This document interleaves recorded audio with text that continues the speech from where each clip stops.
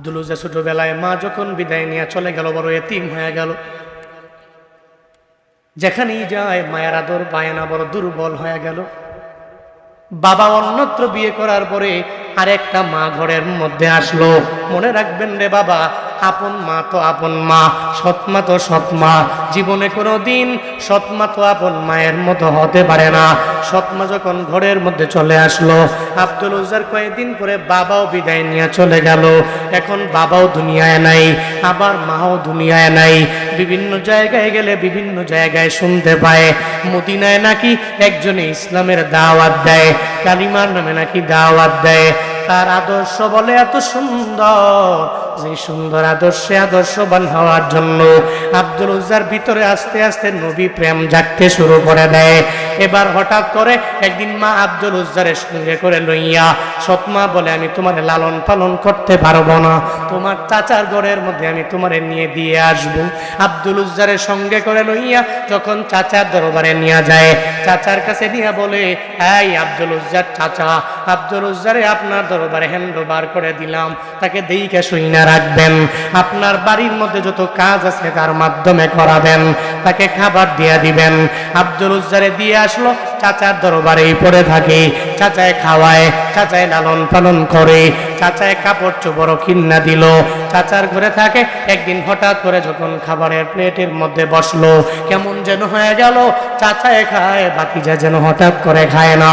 আব্দুল উজ্জা খায় না, কিন্তু আব্দুল উজ্জার চাচা খায়। একবার জিজ্ঞাসা করে, কেন তুমি খাও না, কথা বলে না। এরপরে দুইবার যখন বলে, আব্দুল উজ্জারে কেন তুমি খাও না, কথা বলে না। এরপরেও তিনবারের সময় বারবার ধমক দিয়া বলে, আব্দুল উজ্জারে এতদিন তো তুমি আমার ঘরের মধ্যে খাইলা, এক প্লেটের মধ্যে আমি চাচায় খাইলাম, এরপরে তুমিও খাইলা, আজকে এমন কি হয়ে গেল, তুমি কেন খাও না রে আমার ভাতিজা? আব্দুল উজ্জা ডেকে বলে, চাচা রে, ওই নবীরে তুমি চিনোনি, যেই নবীর আদর্শের মালা নাকি গলার মধ্যে পড়লে নিজেও দামি হতে পারবো, দুনিয়াতেও দামি, আখিরাতেও বড় দামি হয়ে যাব। ওই মদিনায় নাকি একজন পয়গম্বর আছে, ওই পয়গম্বরে তুমি চিনোনি রে চাচা? বলে, ওই নবীর নাম তো আমি শুনেছি, ওনার আদর্শ বড় সুন্দর, এই ব্যাপারে আমি চাচা ভালো করেই জানি। একজন বিদুর্মী হইয়াও এটা জানে যে আমার নবীর আদর্শ বড় সুন্দর। ও উলামায়ে কেরামেরা, ও আলেমদের লিডারেরা, এই জন্যই তো আমি আবদার করি বারবার, আপনার আদর্শ আমার মদিনাওয়ালা নবীর আদর্শের মতো হয়ে যাবে। একজন বিধর্মীয় যাতে করে আপনার সাথে কথা বলে মজা পায়, আপনার সাথে কথা বলে নিজের অন্তরের মধ্যে সুকুন চলে আসে, আপনার জবান দ্বারা যাতে বিন্দু মাত্র পরিমাণ কষ্ট না পায়, আপনার কথার দ্বারা, আপনার হাতের দ্বারা যাতে অন্য ভাই কষ্ট না পায়, এমন একটা আদর্শ নিয়ে নিজের আদর্শবান বানাইতে হবে। আব্দুল উজ্জা ডেকে বলে, ও চাচা আমার, ওই নবীর ব্যাপারে আপনার ধারণা কি একটু বলেন না? বলে, মুহাম্মদ তো ভালোই কথা বলে, মুহাম্মদ ভালো আদর্শবান মানুষ, তবে চাচা আপনি একটু কালিমা পড়ে মুসলমান হয়ে যান, সঙ্গে সঙ্গে আমিও আপনার সাথে কালিমা পড়ে মুসলমান হয়ে যাব। ওই নবীর ছায়া তলে আমরা দুইজনে পুরাটা জীবন আমরা কাটায়া দিতে যাই। আব্দুল উজ্জা চাচা বলে, না রে, ওই নবীর আদর্শ তো ঠিকই মানি, কিন্তু নবীর কালেমা কশিন কালেও পরে মুসলমান হওয়া যাবে না। আমার বাপ দাদার ধর্মের ভিতরে চুন কালি মাখানো যাবে না, আমার বাপ দাদার ধর্মের মধ্যে থাইকে আমার মরণ হবে, আমি অন্য কোন ধর্মে ধর্মান্তরিত হতে পারবো না। আব্দুল উজ্জার অন্তরের ভিতরে তো নবীর প্রেম, ওই নবীর প্রেমে পাগল করা হইয়া আব্দুল উজ্জা বলে, চাচা রে, ও চাচা, যদিও আপনার অন্তরের ভিতরে নবীর প্রতি কোনো প্রেম নাই, কোনো ভালোবাসা নাই, ওই নবীর আদর্শের মালা গলার মধ্যে আমি লাগাইতে চাই রে চাচা, আমি আপনার খানার প্লেটের মধ্যে একসাথে এখানেই জানায়া দিতে চাই, লা ইলাহা ইল্লাল্লাহু মুহাম্মাদুর রাসূলুল্লাহ। আব্দুল উজ্জা মুসলমান হয়ে গেল। চাচার মাথা কি গরম না ঠান্ডা? আর কথা বলে না কেন? আমি তোর লালন পালন করলাম, আমি তোরে খাওয়াইলাম, আমার প্লেটের মধ্যে একসাথে খাইলা, কিন্তু হঠাৎ করে আমার সামনে তুই কালেমা পরে ধর্মান্তরিত হয়ে গেলা, অন্য ধর্মের অনুসারী হয়ে গেলা। আব্দুল উজ্জা তো কশিন কালেও এটা মেনে নিতে পারলো, তার চাচা তো মেনে নিতে পারে না। চাচা সঙ্গে সঙ্গে বলে, এই কালেমা সর, না হয় আমার বাড়িটাকে ছাইরা দে। আব্দুল উজ্জা কয়, বাড়ি ছাড়তে পারি, সব ছেড়ে দিতে পারি, কিন্তু মদিনাওয়ালা নবী আমি ছাড়তে পারি না।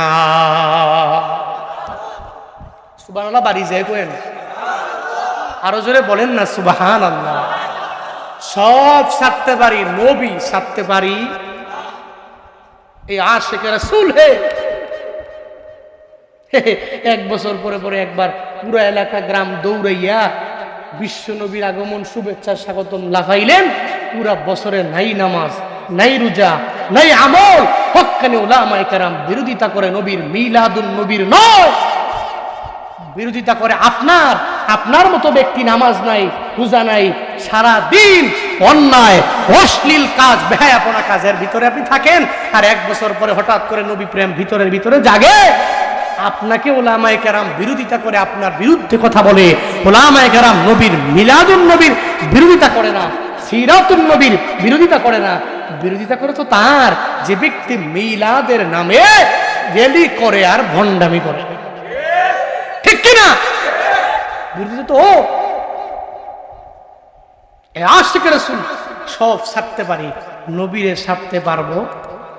সব ছাড়তে পারি, নবীকে ছাড়তে পারবো? আব্দুল উজ্জা এবার জানায়া দিল, চাচারে বাড়ি ছাড়তে পারি, অসুবিধা নাই, নবী ছাড়তে পারি না। চাচায় কয়, ভাতিজা রে, আমার সব আমি তোমারে যা দিয়েছিলাম সব আমার এক এক এক এক করে আমাকে দিয়ে দেওয়া লাগবে। বলে কি দেওয়া লাগবে? বলে আমার তো তোমার পরনের মধ্যে উপরের যে কাপড়টা, সেই কাপড়টা আমার টাকায় কেনা, তুমি এটা আমার কাছে দিয়ে দাও।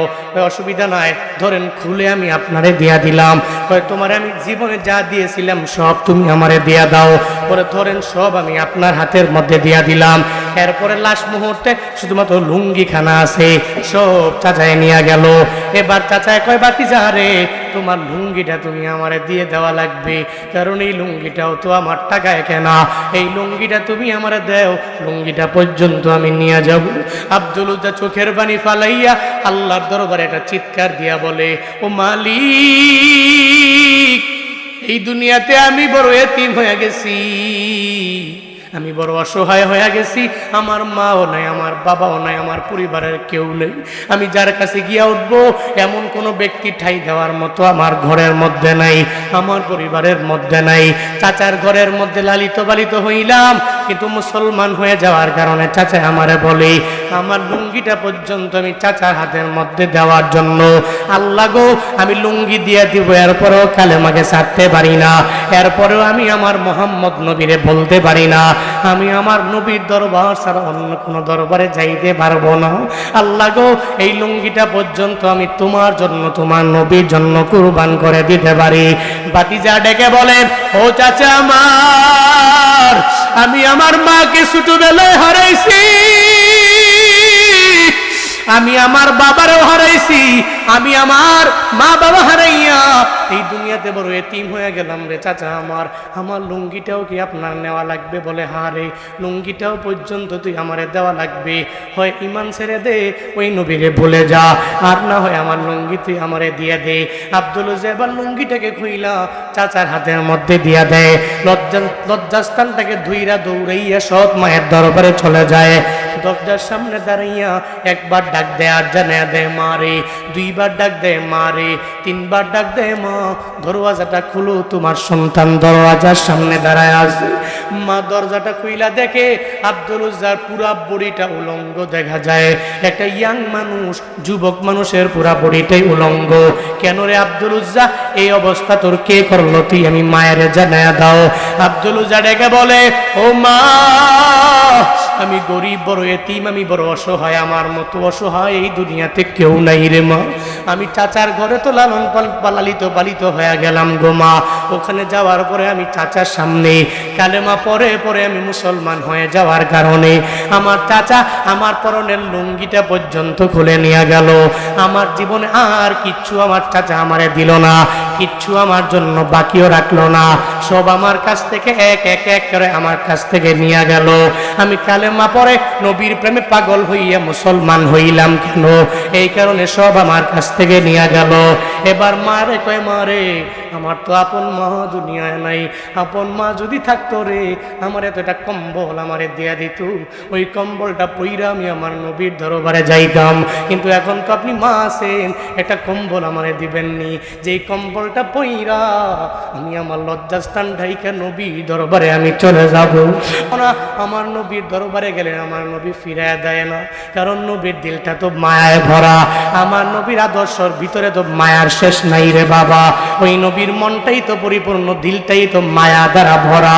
ওই নবীর দরবারে আমি আব্দুল উজ্জা যদি যাই, আমার নবী আমারে ফিরে দিতে পারবে না রে মা, আমার একটা কম্বল দেও, আমি কম্বল দিয়ে আমার পুরা বডিটারে আমি ঢাকবো। এরপরে আমি আমার মদিনাওয়ালা নবীর দরবারে যাব। ওই ঘরে কিছু নয়, এটা কম্বল দেখি আছে কিনা। ভিতর থেকে একটা কম্বল নাই না, যখন আব্দুল উজ্জা হাতের মধ্যে দিয়া দিল, কোন রকম লজ্জাস্থান ঢাইকা আব্দুল উজ্জা বলে, মা রে বিদায় দাও, এই দুনিয়াতে আর দেখা হবে না, বিদায় দাও রে, আমি আমার মদিনাওয়ালা নবীর দরবারে যাব। মা রে যদি কালেমা পড়ে মুসলমান হয়ে যেতে পারো, হাসরের ময়দানে তোমার সাথে জান্নাতে দেখা হয়ে যাবে। আমার চাচায় মুসলমান হইলে হাসরের ময়দানে জান্নাতে দেখা হবে, না হয় দুনিয়ায় দেখা হবে না, আখিরাতেও আর দেখা হবে না। চিন্তা করিও না, আমি চললাম মদিনাওয়ালা নবীর দরবারের পথে। ওই নবীর দরবারে আমি যাব, ওই নবীর সামনে যাইয়া আমি আমার নিজের জীবনের সব কিছু তুলে ধরবো। আমার নবী আমারে ফিরে দিতে পারবে না, কারণ নবীর চরিত্র তো এমন, নবীর আদর্শ তো এমন, নবীর দিলটা তো অনেক পরিমাণে মায়া দ্বারা ভরা। আমার নবী আমারে ফিরাইয়া দিবে না। সঙ্গে সঙ্গে মায়ের কাছ থেকে বিদায় লইয়া ওই সব মানুষের কাছ থেকে বিদায় নিয়ে রওনা হয়ে যায় দুনিয়ার কোনো মানুষের দরবারে না, একজনের দরবারে। ওই নবী, একজনের নবী, চিল্লায়া বলো তার না আল্লাহ। কার নবী? আল্লাহর নবী। দুনিয়ার কোন ব্যক্তির কাছে যায় না, আল্লাহর নবীর দরবারে যাওয়ার জন্য রওনা। সুবহানাল্লাহ পড়েন না। দুনিয়ার মানুষ তো ফিরা দিতে পারে, নবী তো ফিরা দিতে পারে, ফিরা দিতে পারে, নবী ফিরা দিতে পারে। আর ওই স্থান তো এমন, মদিনার পানে দৌড়ে ছুটে যায়, ওই নবীর দরবারে যাব, নবীর সান্নিধ্যে যাব। ওরে বাবা, ভিতরে কি পরিমাণে মায়া। ওমরার জন্য যারা নিয়ত করে শুধু যে ওমরায় যাব, দেখবেন ভিতরে কি যে একটা ফিল তৈরি হয়। আরে মদিনায় যাব, মক্কায় যাব, ওখানে তো গেলেই ভালো লাগে, গেলেই তো মজা লাগে। এটা তো ভিতরে অটোমেটিক্যালি ফিল তৈরি হয়, একটা অনুভূতির সৃষ্টি হয়, অটোমেটিক মক্কা মদিনার জন্য পাগল পারা হয়ে যায়। ও বান্দা, শুধু কি তাই? যেদিন প্রথম মদিনায় নবীর রওজার সামনে গিয়া দাঁড়ায়, নবীর রওজা দেখলে আশেকে রসুলের চোখের পানি গড়ায়া গড়ায়া গড়ায়া গড়ায়া টপ টপ করে পড়ে, কারণ সে নবীর জন্য বড় পাগল। আর এই জায়গাটা তো ভালোবাসা, এই জায়গাটা তো ভালো লাগা। ঠিক কি ঠিক না? এটা ভালো লাগার জায়গা।